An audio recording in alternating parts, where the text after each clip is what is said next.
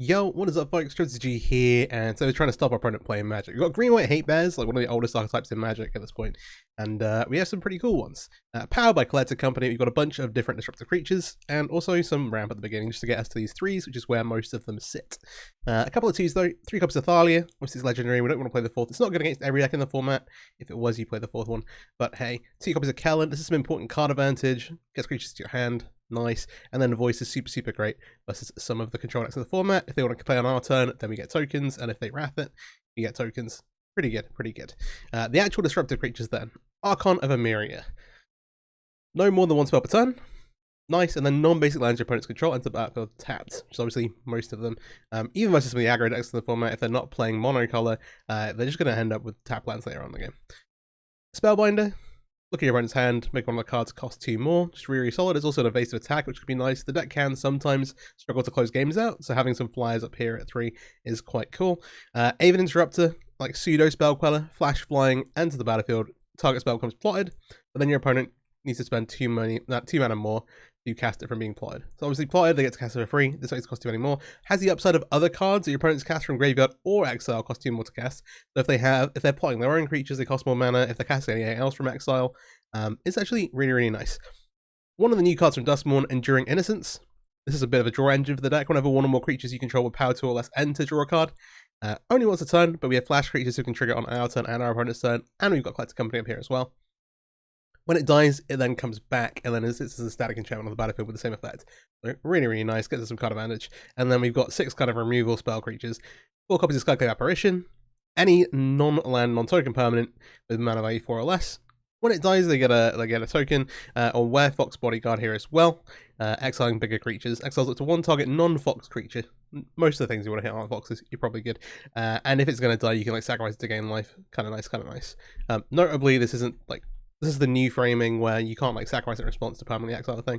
Would be cool, but hey, this is flash as well, which is super handy. And then Collected Company here, we've got a bunch of disruptive things. This is another like sort of card advantage source, and just puts power into play for us to actually put our opponents with. And versus the decks where like some of the disruption pieces are really good, lets you kind of look and dig for the specific ones for the matchup. So they're not all good everywhere.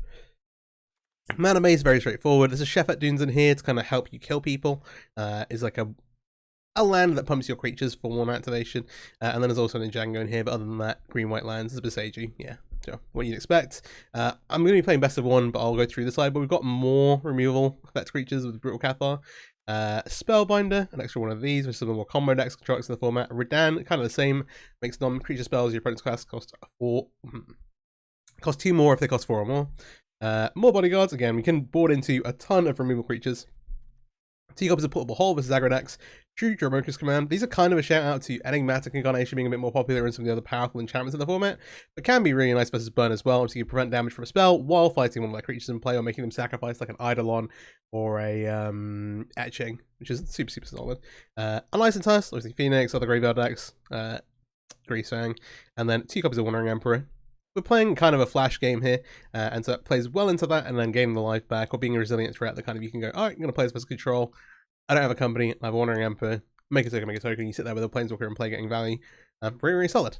So yeah, taking this into some Explorer ranked, best of 1. If you're not already, please do subscribe to the channel, would really appreciate that, and let's get into some matches. Alright, first match in with the Hatebears. Next, been seeing a bit of a resurgence here. Okay, we've got a turn 2 Archon. Looks pretty good.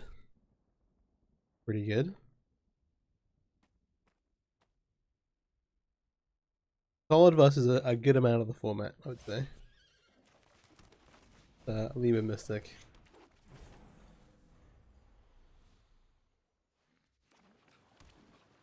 Ooh. Okay, we see a classic. Bolt the Bird, Bolt the Elf.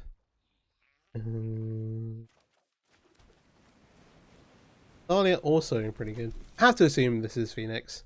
In fact, yeah. Always assume. Okay, so getting to this is a problem we're gonna leave for later, but they're not gonna be triggering it, that's for sure. Maybe we can dig for an Aganjo. With only the Fire Impulse in the graveyard as well, like maybe they can kill it on our turn if they cast a cantrip here or something. I mean, it's like fairly hard to out. Also, the combination here kind of making their most of the lands into tapped. This is also pretty good. I will. We need more white sources overall. No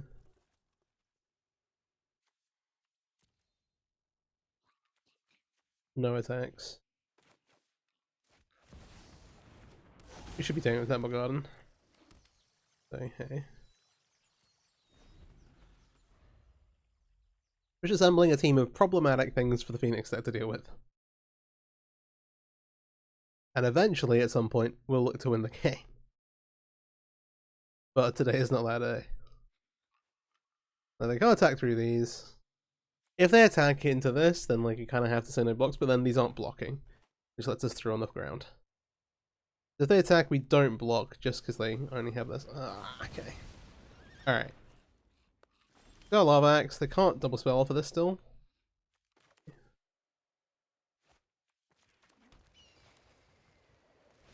Let's make the Enduring Innocence. See what we yeah, we don't draw here. Also, without this in play, yeah, see what we draw. We can now take advantage of this. We are letting the Phoenix deck do its stuff. They're still hampered by the Thalia, so it's going to be really hard for them to trigger any potential Phoenixes they do have. They're going to pay a minimum 4 mana to do that, assuming that you have a kill spell for the Thalia. Our hope here is that we can kind of outvalue them with the Enduring Innocence. This has been the real like glue card that's made the deck good again. So, okay, they shot the Steam Vents, so it's likely that then they have stuff. Stuff to be done. Bruise. Does cost their mana bar, but yeah. Okay, interesting. Apparition. Get rid of one of these. All of a sudden we get freed up a little bit. We are drawing lands. Let's swing with a voice. Yeah, it's cool in play, but having it as like a 5/5 attacker is also pretty cool. Alright. This is our Treasure Cruise. It's only drawn us 2 cards yet, but it's still there. Okay, sleight of hand for 2. They need to find another removal spell for Thalia. Otherwise you would play the removal spell first to give yourself the most mana. Didn't find. We found a land though. Crazy. Let's swing with this. Doesn't no point.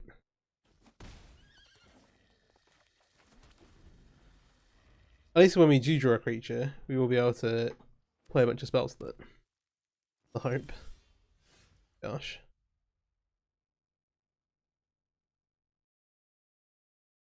Do you want to pay 2 mana for a map? Maybe, yeah. Is it 2/4 though? Actually, we don't, because we don't want to give this counters for free.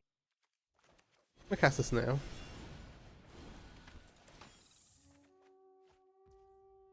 Okay.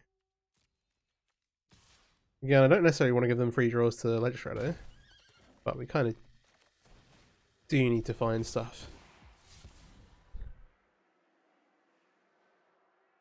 It realizes it's a lot of mana. It'd be more of a concern, like in paper, it'd be it's once per turn. More concerned about temporal trespass, but yeah.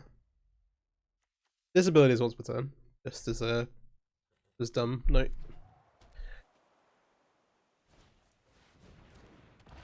Crackling Drake. It is best of one. It's kind of interesting since the main deck. Django is really interesting here. They're on 10, so we can kind of do some pretty crazy attacking.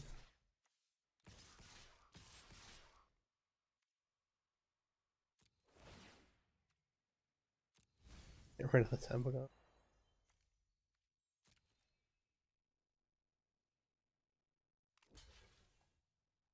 This only gets them a 2/2 back, which is fine.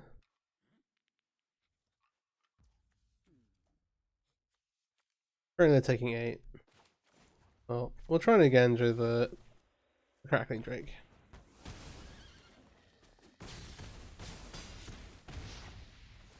They get a 2 and they get a 2/2.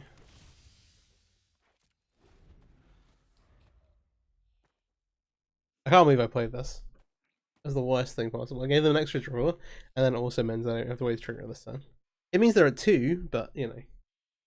Then maybe drew them into the Crackling Drake or whatever. Used to say. And then yeah, because they've not been able to find it out for Thalia. The real problem with it is it gives them an extra draw towards like a Lightning Axe or a way to interact with Thalia. But yeah. They've got 2 mana left. No spell mastery. Hey, we got him. We got him. Alright, it's like a match here. I'm gonna keep this. I'll lead Plains. We want to do our best not to play this branch path pathway on white. Sorry, on green. Because the deck generally has a lot of double white costs. If we can avoid it at any cost, like here. We have this company, but we need a third land anyway for all this stuff.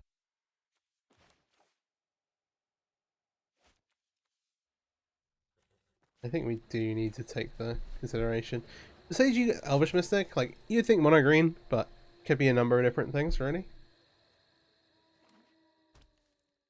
Lana Royal going back into standard when Foundations drops next month. I think we just got the release date. It'll be November 12th on Arena, I think.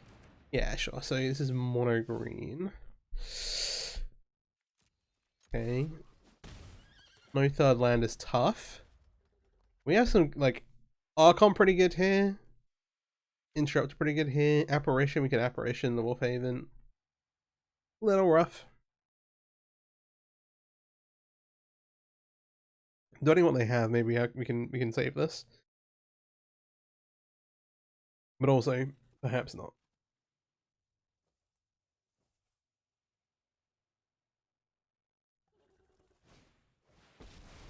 Kiora. Okay, at least the mana tax is working with Athalia. It's been working. We drew one of the only other green lands in the deck. We can Besage the Besage.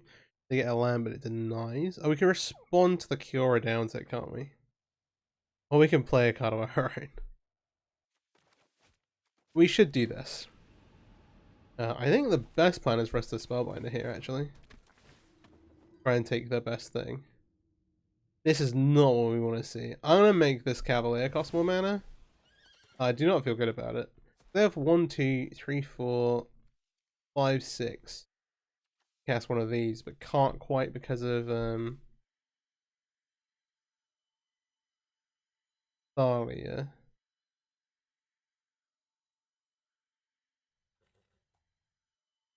We can Sky. Oh, we need double white. We need double white. The worst bit is I could have played this on white. It was very tempting, but if we drew like a, it was way more likely we drew a land like an tap for white, and in which point then we would feel real bad, just being off company and drawing multiple white sources that don't tap for green. But either way, kind of down if you do, down if you don't. Besage is like the one mono green land of the deck that doesn't tap, or close to it. Oh, Nissa. We did not see Nissa before. This is interesting though. Begging to draw planes. Okay. We can just kill Nissa. A+. We can also just kill the Kiora.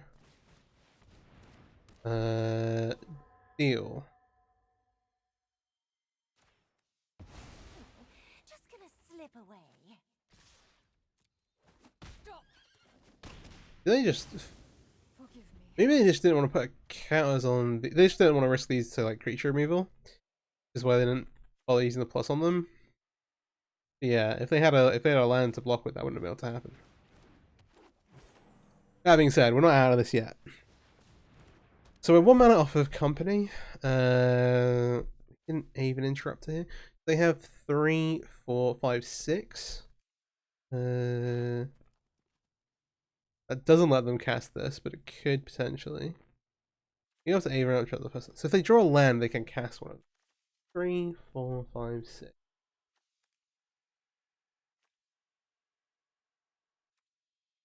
Go to combat.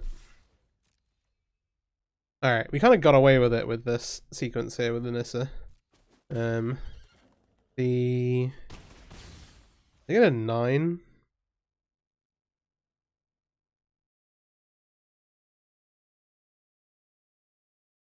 I feel like we should hold up Interrupter. Like, the way we met Max Punished is that we play something else, they hit land, and then get to Storm the Festival.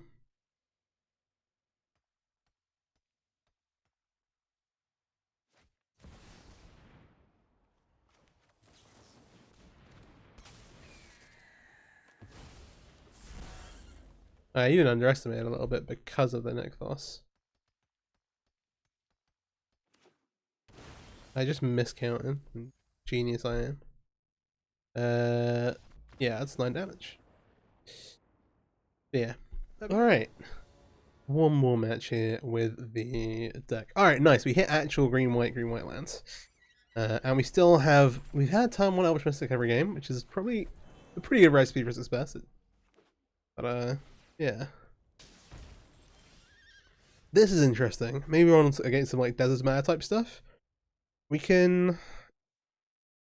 It's very tempting to run out of this Enduring. This is very... I want to maximize mana here. I'm going to make the Thalia, cast the Elvish Mystic, and then we'll make the Enduring Innocence. I both want to look at their hand, I also want to get into play start drawing cards, but I think Thalia will slow down any kind of desert shenanigans we might be on here. Okay. Jar's interesting. You can't attack through this. This triggers power 2 or less. I actually want to spell... This feels bad, but I actually want a Spellbinder here. I'm afraid of some kind of nut draw from the Legend deck, which is distinctly possible. Let's see what they got up here.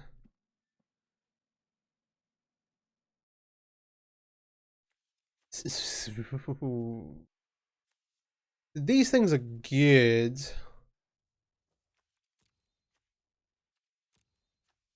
This reduces the cost of Xenagos by a chunk. This card is so busted. I'm like, Summer is like the nut curve. Kind of like, alright, cool, we go this into this, that's fine. But this we can actually deal with. The Domri also, this does fight stuff, but that's slowed down by Thalia. This costs 3 mana. I think we hit the Xenagos and hope everything goes okay.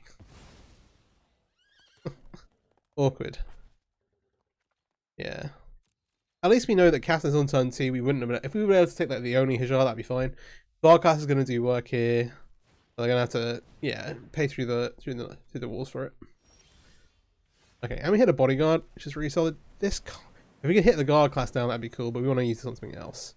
We'll go ahead and play... no, we want to go white, green. That's this. Thank you very much. And then we can hold this up on their turn. This will also draw us a card. Cool, awesome. In over the top with the Spellbinder. With the power low. And then let's see how things play out. This kind of shows up a lot of the issues I was worried about. So level 1, legendary creature plus 1. Level 2 is when they start getting much cheaper. Now they can cast Summit for 1. They can cast Hajar for free. Well, obviously they've already got one. This costs. Well, this is, yeah. +3, +2, and then yeah, obviously would cost the red green.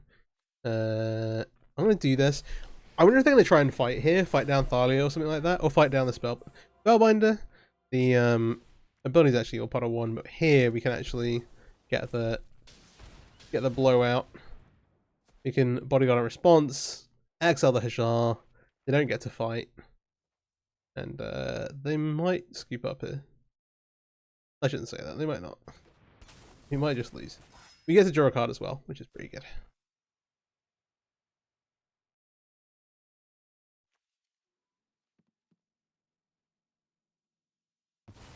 Oh. The Ganjo's decent. Oh, you get to cast a new one for free, to be fair. I'm not accounting for that. Oh, I should send stuff at the Domri. I'll put in one of these here. I assume they're going to want to block something valuable with the jar. They're 1 mana off casting this, actually. Yeah, we'll again Joe this to keep the Thalia alive. That's the other thing, the Xenagos by itself doesn't do anything. The worry is that they managed to keep it in play with other creatures. Yeah. You expect me to tuck my tail between my legs? This should hopefully get us there. So how it comes down. Has Visions of Earthstrike, just get to hit us, get a value here. We get to draw a card off of this when it connects.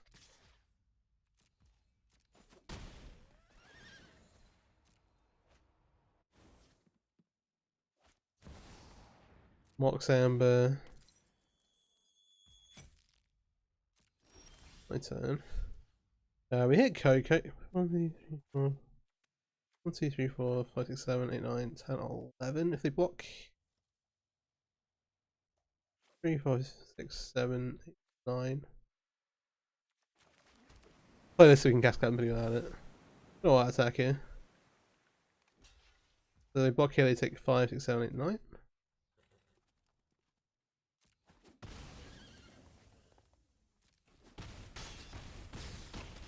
Alright. Nice. GG's. Alright, pretty great games with the Hatebear deck. Pretty solid, pretty solid. And again, like it's the kind of deck that gets a lot better post-board if you want to play best of 3. You can kind of tune, have different bullets for different matchups. Company helps you find those. There are the only little problem I've had with the deck is when you draw multiple pathways and end up having to play one on green to facilitate land or elves here. That's the only like big like thing I've got to complain about, where like, oh, we've had to do this on green, we don't have double white when we need it. Can be very awkward because obviously this is making green mana. But hey, other than that, like super solid, super fun archetype to play with. Gets absolutely beat up on some of the archetypes in the format. Again, Phoenix has a hard time dealing with Thalia, hard time dealing with Archon. There's some other great decks where these cards are great as well. And the power of Enduring Innocence there, just like drawing you card after card after card, really, really great. And this is kind of what's put the deck back on the map. And kind of like taking it like back into kind of like the tier 1.5, tier 1 closing on of Pioneer at the minute. It's been putting up pretty good results online, and yeah, same Explorer here. Pioneer Masters soon, TM. Till then, Explorer we are. But hey, hope you enjoyed the video. If you did, please do like, subscribe, share it around. I'd really, really appreciate that. Helps me a bunch. And yeah, thanks for watching. Peace out.